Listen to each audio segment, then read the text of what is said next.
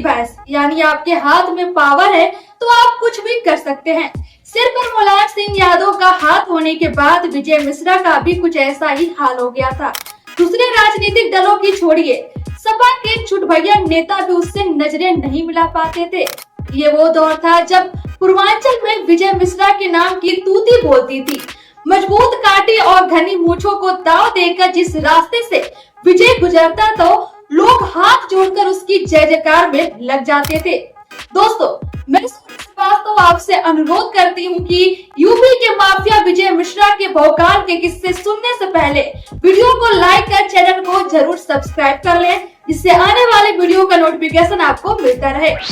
पहले किस्से की बात करें तो अपने राजनीतिक रसूख के चलते विजय मिश्रा ने पत्नी रामलली को जिला पंचायत अध्यक्ष बनवा दिया था। 13 मई 2007 तक सब कुछ अच्छा चल रहा था, लेकिन इसके बाद यूपी की सत्ता बहन जी यानी मायावती के पास आ गई। विधानसभा चुनाव में सपा का प्रदर्शन भले ही खराब रहा, लेकिन भदोही की ज्ञानपुर सीट पर विजय मिश्रा भारी बहुमत से विजयी रहा। साल 2009 में ज्ञानपुर से सटी भदोही सीट पर उपचुनाव होना था। चुनाव से पहले मायावती को उनके अफसरों ने बताया कि भदोही को जीतना है तो विजय को अपने पाले में लाना होगा। लोग बताते हैं कि अफसरों के कहने पर मायावती ने विजय को बीएसपी में आने का खुला ऑफर दिया, लेकिन विजय का मुलायम के प्रति समर्पण गहरा था। उसने माया का ऑफर ठुकरा दिया। एक विधायक ने सीएम का न्योता ठुकराया था। यह बात सियासी गलियारों में गर्मा चुकी थी। माया का गुस्सा सातवां आसमान छू रहा था। अफसरों को आदेश मिला, तुरंत विजय की क्राइम फाइल खोल दी जाए। इस एक्शन से एक बात साफ थी, या तो विजय सरकार का समर्थन करे या गिरफ्तार हो जाए। भदोही में उपचुनाव की वोटिंग से पहले धारा 144 लगने वाली थी। इससे पहले मुलायम सिंह सपा प्रत्याशी के समर्थन में प्रचार करने वहां पहुंचे। दूसरी तरफ विजय को गिरफ्तार करने के लिए सरकार ने यूपी पुलिस को लगा दिया। माया का ऑफर ठुकराने के बाद विजय पहले से ही अंडरग्राउंड चला रहा था, लेकिन मुलायम के आने से पहले ही वह उनकी रैली में घुस गया। मंच पर मुलायम भाषण दे रहे थे। विजय अचानक उनके पास पहुंचा और हाथ जोड़कर कहा, आपको मेरी पत्नी रामलली के सिंदूर का वास्ता, मुझे बचा लीजिए। इस गुजारिश को सुन मुलायम ने विजय का हाथ पकड़ लिया। मंच पर ही तेज आवाज में ऐलान किया, किसी माई के लाल में दम नहीं जो हमारे राती विजय को गिरफ्तार कर सके। इसके बाद मुलायम ने विजय को अपने साथ हेलीकॉप्टर में बैठाया और उड़ गए। ये पूरी घटना पुलिस के मौजूदगी में हुई और वर्दी वाले देखते रह गए। दोस्तों, दूसरे किस्से की बात करें तो सूबे में बसपा सरकार होने के बावजूद विजय का भौकाल कम नहीं पड़ा। माया लगातार उसके पीछे पड़ी थी। उसके ठिकानों पर ताबड़तोड़ पुलिस के छापे पड़ रहे थे।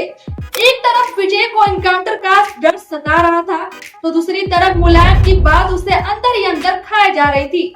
मुलायम विजय को पहले ही बोल चुके थे कि अगर ऐसे ही इधर उधर भागते रहोगे तो दुनिया तुम्हें दोषी समझेगी।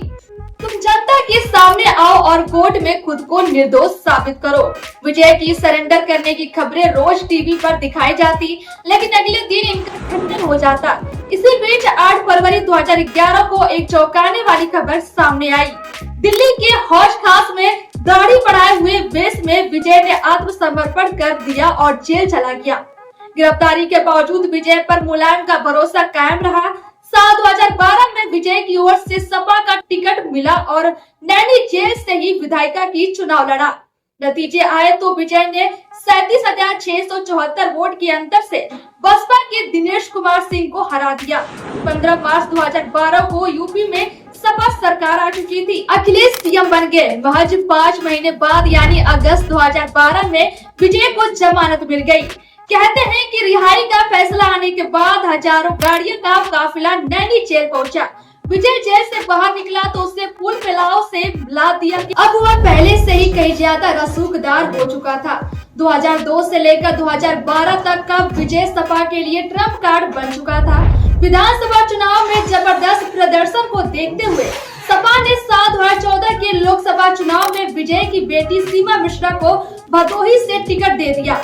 हालांकि वह चुनाव हार गई, लेकिन प्रचंड मोदी लहर के बावजूद उन्हें 2 लाख से ज्यादा वोट मिले। दोस्तों, तीसरे किस्से में विजय मिश्रा के छवि के बारे में बात करेंगे। जेल से आने के बाद विजय अपनी छवि को लेकर बेहद संजीदा रहता था। दरियादिली दिखाने के लिए वह अक्सर गरीबों के लिए सामूहिक भंडारा कराता। पत्रकारों को साधने के लिए अपने सरकारी बंगले पर स्पेशल लंच पार्टी रखता था। इस पार्टी में जिस चीज की सबसे ज्यादा चर्चा होती वह थी 50,000 रुपए किलो वाली गुच्छी की सब्जी। विजय ने राजनीति में रहते हुए अपने पूजा पाठ के लिए भी खूब सुर्खियां बटोरी। हर साल नवरात्रि में वह व्रत रखता, इसके बाद 40,000 लोगों को भोजन करवाता था। विजय को नेताओं को लुभाना आता था, इसलिए सपा के बड़े नेता जब भदोही के सीतामढ़ी में दर्शन करने आते तो विजय उनके स्वागत में फूल मालाओं की जगह सोने की चेन पहनाता था। इन्हीं सब बातों के कारण विजय के रसूख की खबरें आए दिन न्यूज चैनलों पर दिखती रहती। कुल मिलाकर विजय की कहानी में सियासत के चमकते रुतबे से लेकर अपराधों की काली तस्वीरें समाई है। बड़े नेताओं तक अपनी पहुंच बनाने के अलावा विजय ने कई माफियाओं का भी साथ दिया, जो आगे चलकर उसके दामन पर लगी कालिक साबित हुआ। दोस्तों, अगले वीडियोस में माफिया विजय मिश्रा की क्राइम फाइल्स के बारे में बात करेंगे। वीडियो पसंद आया हो तो लाइक शेयर करना ना भूले। धन्यवाद।